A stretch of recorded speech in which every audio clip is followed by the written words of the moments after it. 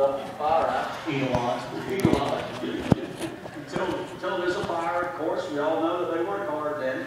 But Ike, his passion is to develop his horsemanship, and he came down to the ranch, about 2 weeks ago or a week ago, and then I gave him one of the horses on the ranch, and he established some field there. We talked about a lot of things. We finally got some receipt prepared and got a little bit stronger seat. And so tell us a little bit about yourself there, Ike. Well, my name's Isaac, or Ike, and as we live in Moffett, Oregon, there in Central Oregon, and me and my wife, we do the horses together. She was nice enough to let me to bring her pride and joy of the herd and Tarzan here, and gain some experience. She plans on futuring him here next year in the barrel racing. So this is really good for him. Kind of our theory is, we believe we got to have a nice riding horse before we can go and take him to go and do all the other speed events. We're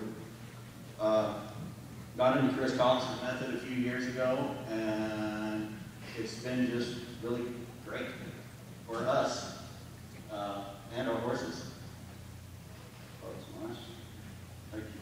I'll give it to the better half. This is his wife, Sandy. Sandy is a professional trainer, trains a lot of barrel horses, maturity horses. Tell us a little bit about yourself, Sandy. Well, I train barrel racing horses. I ride a lot of problem horses. And the one, the brave, quirky. So I always just feel that in the horse industry, that in order for you to be good, you always better yourself and find something 5 years back to learn to work on. So we started on different theories from Chris, and it has made an incredible change on horses. So I wanted to bring this horse and show him where we're at and go from there and learn some more and carry on and try and turn this horse into, well, a usable horse for society. At this point, he's fairly dangerous for most people to ride still, but I still have hope that I can turn him into something, and he turned out to be a decent horse. Tell us what you'd like to work on today with him. Well, I have big plans, but I think at this point it's build him up to a level where he is comfortable, and then just do a little bit, see where he's at, see where his mind is, and then go from there. He has never seen this many people. He's only been off the ranch about 8 or 9 times, and I've always ridden in warmer in some small, quiet areas. So his anxiety is a little high, and I think that we just need to see what he can handle and raise it a little bit, and then let him come back to us. You were talking about you'd like to work on some lead changes, Yeah, some stops, and turnarounds, all the stuff that we all like to work on. I had him doing some really good stuff at home. He was, in fact, he did it really nicely this morning, and I was really excited. And then as the day progressed and we came in here, I can see where I've got more holes in my foundation under pressure that I definitely need to work on. Okay, good deal. Good deal. Give the husband and wife a big hand.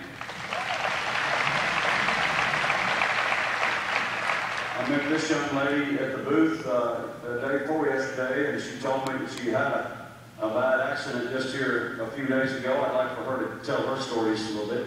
So tell us your name again. Abby. You know that? And about 2 weeks ago, I got knocked off the cold and had my hand ripped open. So I just got stitches out last week. This is the one that cut right back on. So what I wanted to work on today was more turns and stops on him, as he is my girl horse. I'm turning him into a roping horse, but I'm very limited in one hand. So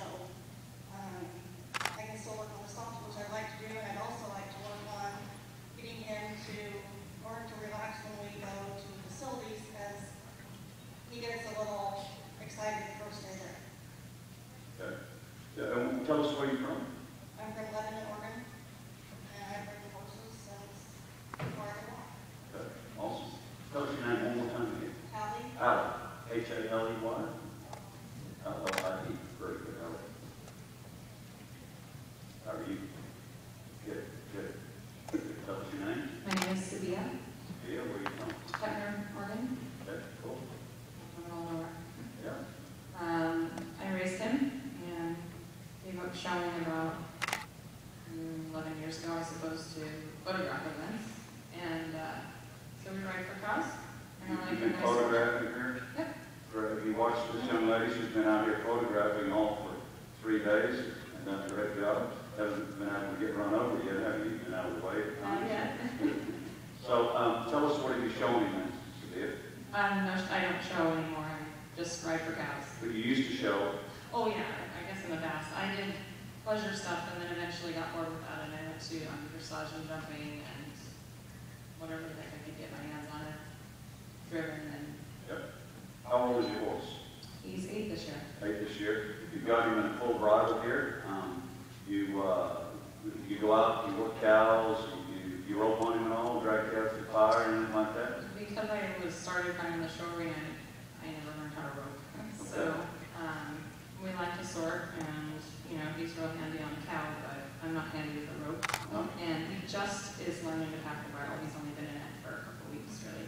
When she's saying pack a bridle, you can see that she's got the Spanish style tradition here with the carol, which means that she has the full bridle on. Actually got she's got the 2 rein set where she can use her hackamore here if she needs to, or she can go to straight to a bridle. So in transitioning, and the vaquero way is where you want to ride with a double rein, and depending on where your horse is at, you can shorten up your hackamore to where it touches your hackamore first, and then follows through with the transition of the bridle.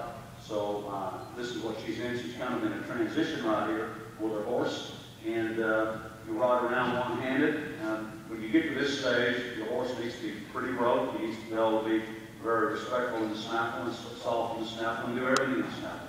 What a lot of people do today is that they tend to go to a bigger bit because they're having problems instead of backing off. You know, so you'll see that everybody, you know, that they can't get them to do something to snaffle. Well, they think, well, it's the bit, so they go to a bigger bit. But realistically, it's the technique and it's the feel. So if you have the technique and the feel, you know, you can achieve that and then slowly progress into a one-handed bridle just like this. So tell us again what you would like to work on. One thing that I've not been successful with is getting a flying leg change on it. We just absolutely will throw half a truck straight in.